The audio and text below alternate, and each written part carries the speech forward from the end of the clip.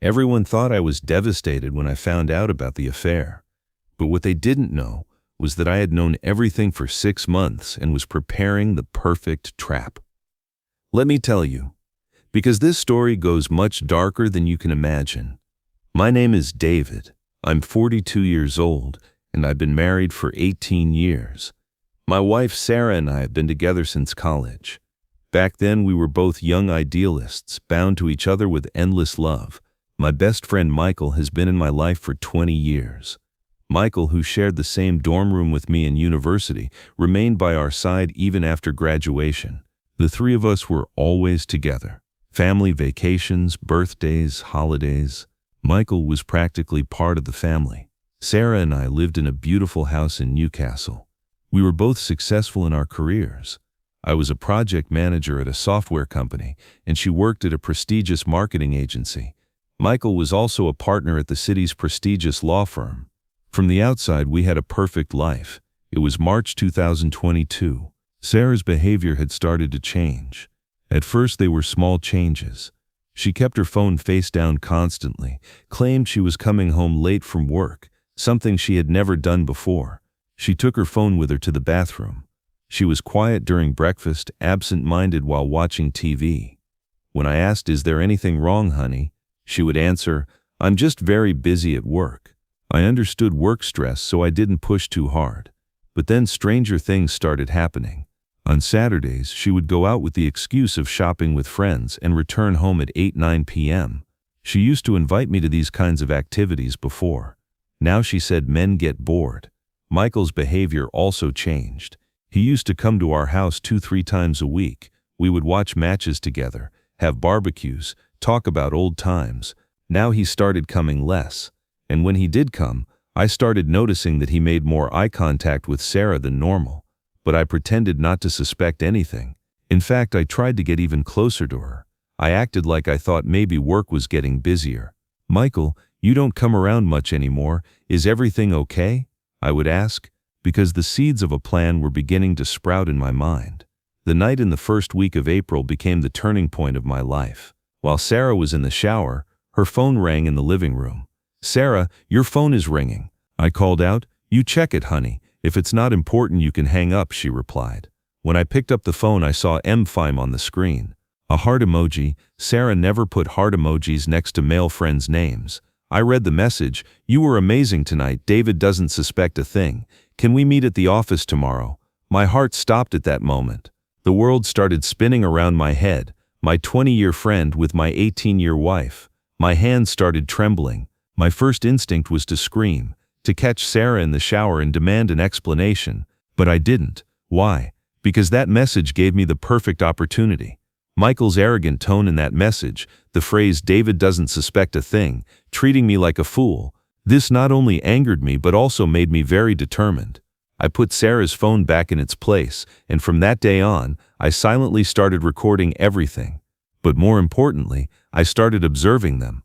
When Sarah came out of the shower, she asked, "Who was calling?" It was a telemarketer. I hung up, I said calmly. From that night on, I started regularly checking Sarah's phone. WhatsApp messages, calls, private messages on Instagram.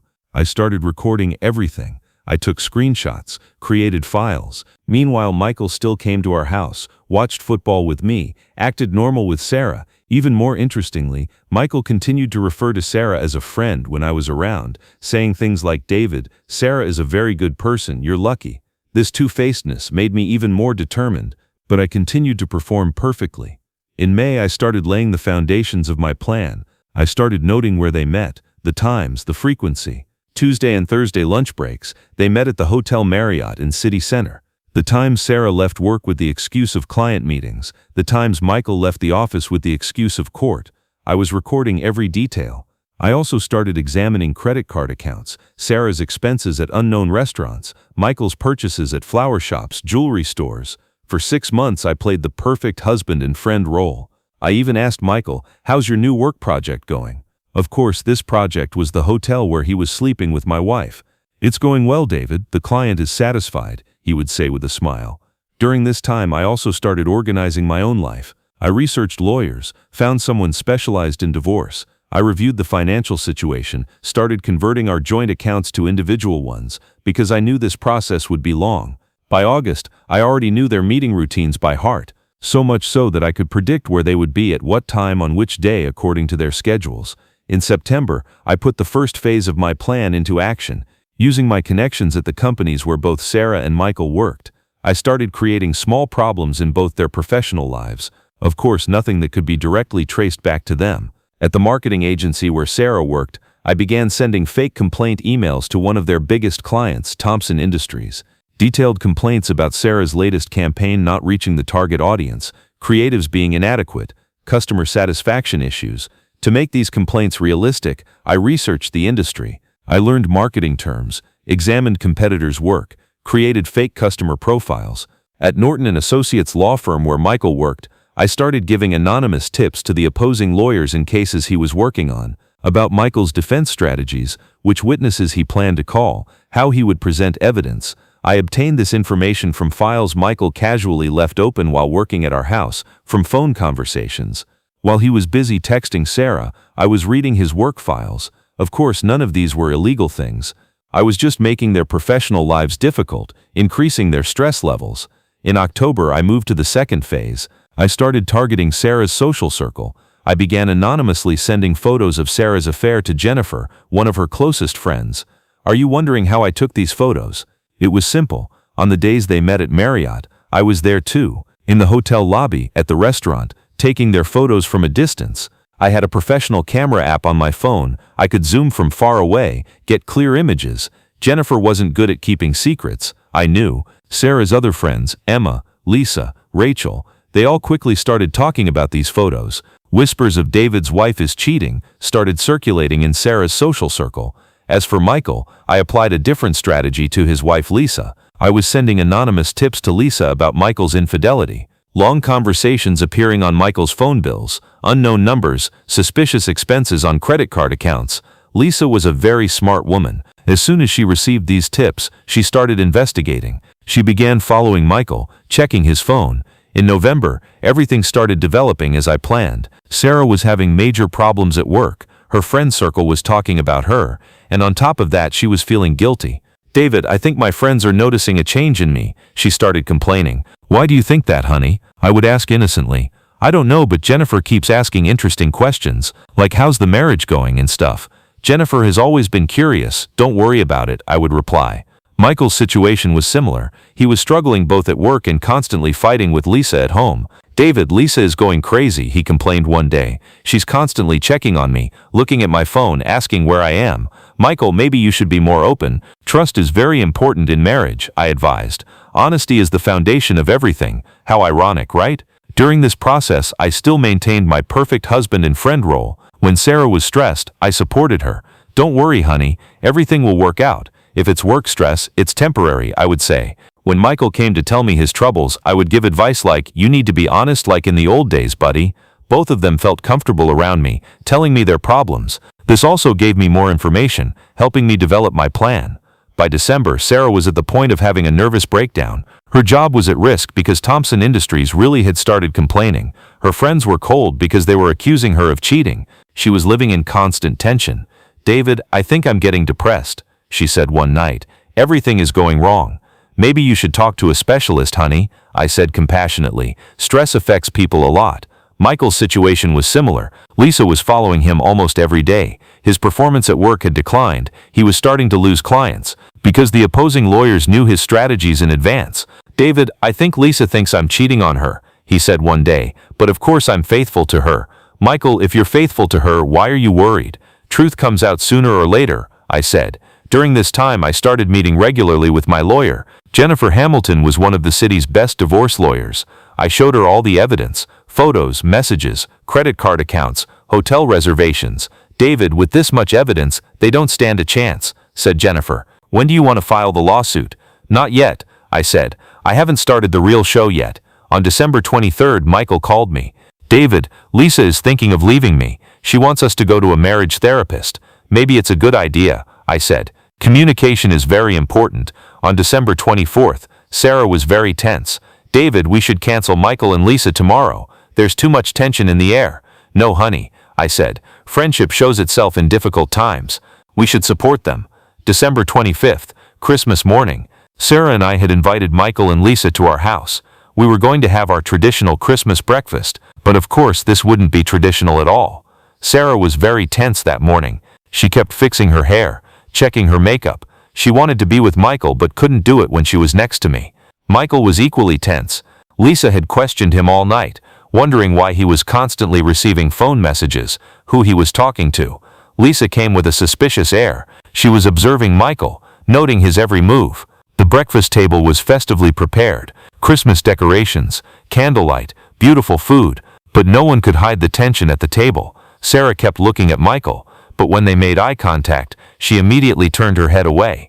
Michael was trying to avoid Lisa with his coffee cup in hand. Lisa had put her husband under a microscope. I was calm and in control. The moment I had planned for 6 months had come. While having breakfast, we made normal conversation, work, weather, Christmas plans, but everyone was tense and anxious. Towards the end of breakfast, I stood up. "Friends, I want to tell you something," I said. Everyone looked at me. Sarah's face suddenly turned pale. Michael cleared his throat. Lisa waited curiously. "Throughout our 18-year marriage and 20-year friendship, I thought we had always been honest," I said calmly. There was deep silence at the table. Only bird sounds from outside and clock ticking could be heard. "But what I've learned in the last 6 months has disappointed me greatly," I said, and took out my phone. Sarah started trembling. Her hands were shaking on the table. Her lips were pale. Michael's hand froze on his glass. "Sarah, Michael, you've been cheating on me for 6 months," I said calmly but clearly. Lisa jumped up, her chair sliding backward. "What?" she screamed. Sarah started crying. Michael tried to say David, but his voice didn't come out. "No, Michael, let me speak," I said. "I have all the evidence I've collected for 6 months. Photos, messages, credit card accounts, hotel reservations, everything." I opened my phone and started showing the photos. Photos of Sarah and Michael hugging at Marriott, their messages, meeting details. Lisa screamed and slapped Michael hard. The sound of the slap echoed through the house. Sarah fell to her knees. "David, please, I love you, this was just a mistake," she started begging. "A 6-month mistake?" I asked. "And Michael, was 20 years of friendship worth this little?" Michael bowed his head, his eyes teary. "David, but it's not over yet," I said and smiled. This smile scared them even more. Lisa, Sarah and Michael looked at me with a mixture of shock and fear. "Did you know that while you've been stressed for the last 3 months, while problems were arising at your jobs, I was the reason behind it all?" Sarah's eyes widened, her mouth fell open. "What do you mean?" "Sarah, the customer complaints at your job were from me. Michael, the information leaks in your cases were from me. Lisa, the tips about your husband cheating on you were also from me." Michael jumped up, his chair fell over. "How is this possible? This is revenge," I said coldly. "For 6 months I watched you, planned and turned your life into hell, and I'm just getting started." Sarah approached crying, crawling on her knees. "David, please give us a chance. We'll make up for everything. I really love you." "Sarah, you're going to lose your job." "Michael, so are you." "Lisa is going to file for divorce and take half of Michael's assets, and I'm going to divorce you too. I won't pay any alimony because you committed adultery." Lisa slapped Michael again and shouted, "How could you do this to your 20-year friend?" Then she left the house, slamming the door. Michael also looked at me one last time and said threateningly, "You're going to pay for this, David." "No, Michael, you already have," I said, "and you'll pay even more." From that day on, everything developed as I planned. The domino pieces started falling, and now no one could stop them. Sarah lost her job because Thompson Industries really did terminate their contract with the agency. She couldn't find work anywhere because her references were terrible, and she was starting to be known as unreliable in the industry. Michael's law firm fired him because it was thought he had leaked client information. The Bar Association started an investigation. His license was at risk. Lisa divorced Michael and got custody of their children. House, car, savings accounts. She took half of everything Michael owned. Michael had to live in a small 1-bedroom apartment. I also divorced Sarah. My lawyer Jennifer did an excellent job. Since I had all the evidence, Sarah couldn't get anything. No alimony, no property division. In fact, the house remained entirely in my name. 3 months later, Michael called me. He was crying. "David, I've lost everything. My job, my house, my wife, my children. They let me see them once a week. Please forgive me. I'm begging you." "Michael," I said calmly, "was 20 years of friendship worth this little? I trusted you like a brother." I know," he screamed. "I made a huge mistake, but you destroyed me." "No, Michael, you destroyed yourself. I just brought the truth to light." Sarah similarly called me asking for forgiveness. David, I made a mistake, but you completely destroyed us. This isn't fair. No, Sarah. I said what wasn't fair was betraying our 18-year marriage. I just made you experience the consequences of your own actions. 6 months later, Sarah started working as a cleaner. Sarah, who used to go to 5-star restaurants with me, now cleans other people's houses. Michael works at a small law firm for an intern's salary, very different from the firm where he used to be a partner. I'm living the happiest period of my life. I got promoted at work, reached a higher position in the company. I rented a new apartment, more luxurious and beautiful. I'm with someone new, a woman named Emily, truly honest and faithful. She really values me. Sometimes Emily asks, maybe you were too harsh? But then I remember that Christmas morning, Sarah's lies, Michael's two-facedness, being treated like a fool for 6 months. No, this is what they deserved, maybe even more. Last month I saw Sarah at the supermarket. She looked much older, tired.